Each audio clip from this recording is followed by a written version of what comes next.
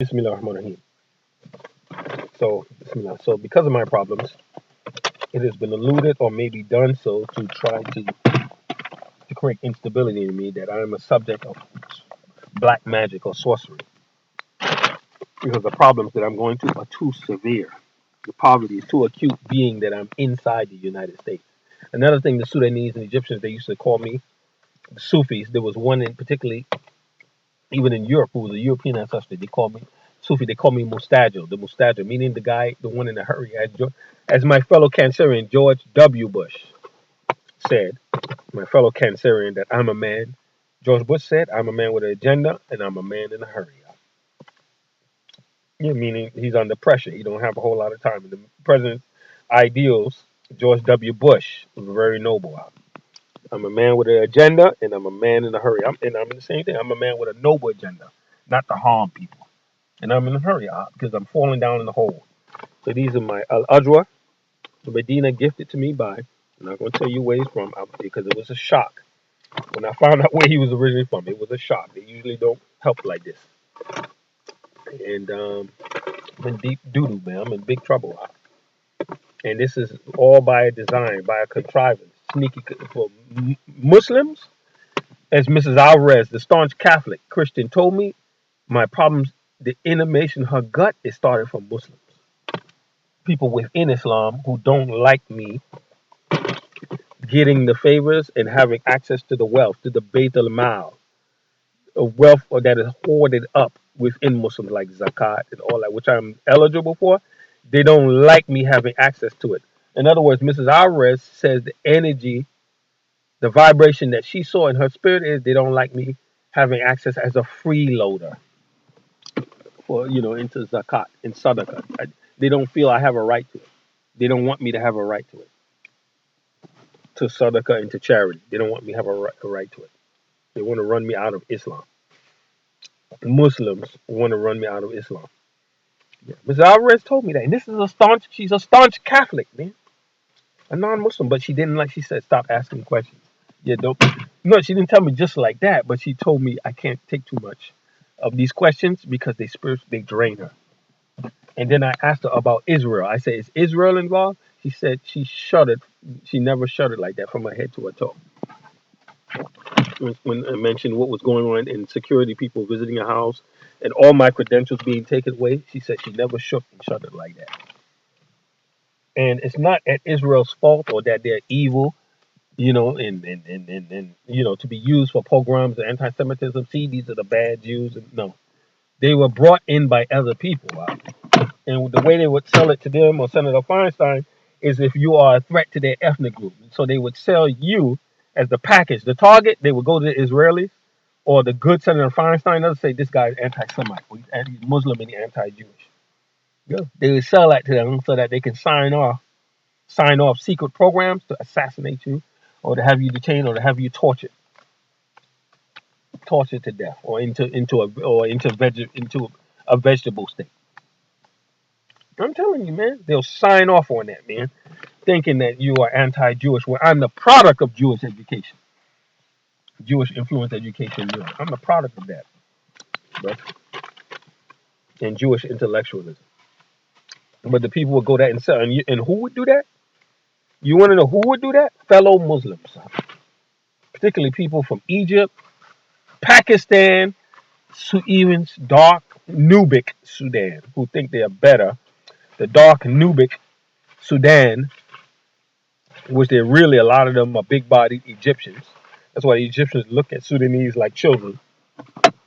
In reality, they see Sudanese sort of as a bastard culture.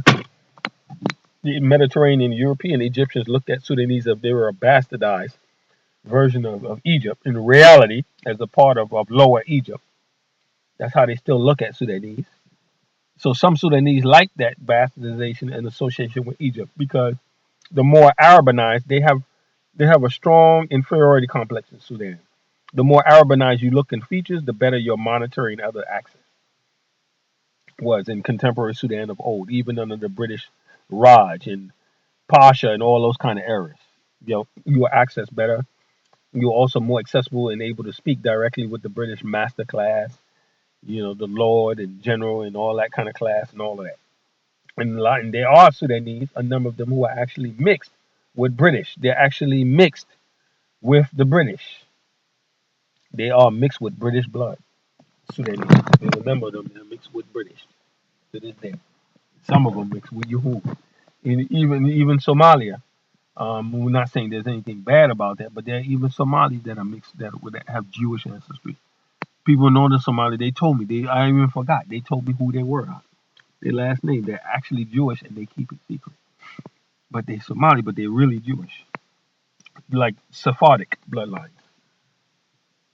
Not the Ashkenazi bloodline. They have Sephardic blood running in them.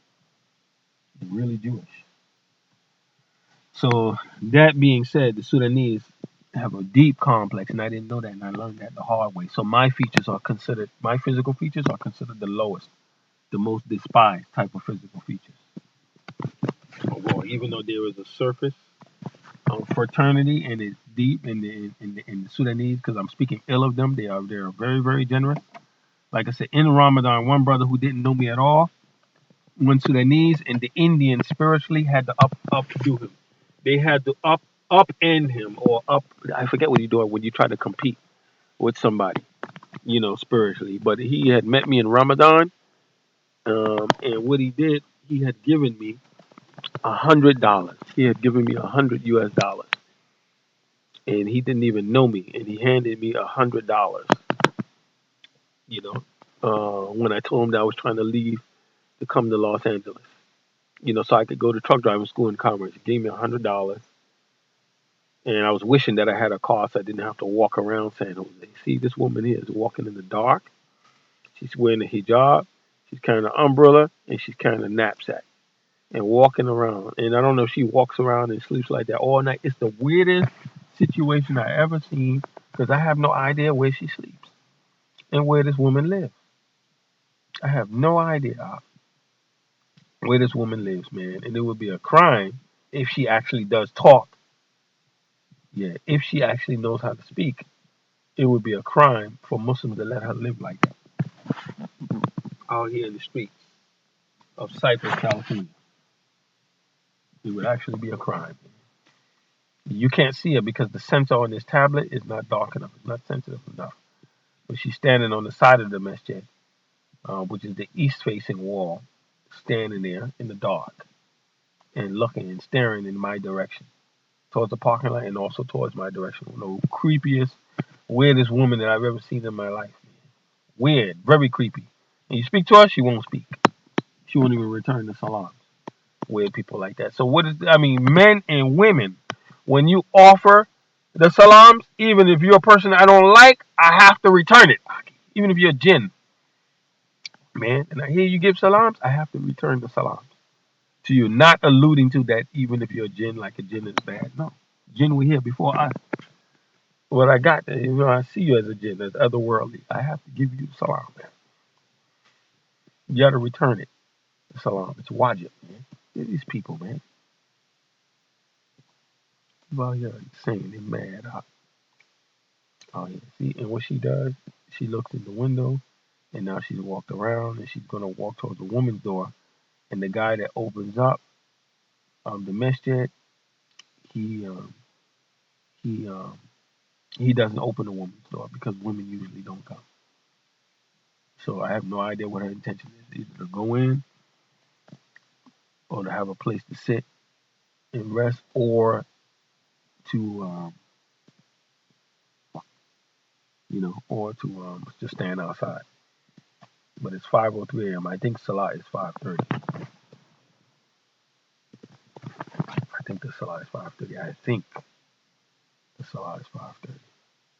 I only have one jacket to put on, and my shirt is stinking. My shirt, the underarm odor because I can't properly shave.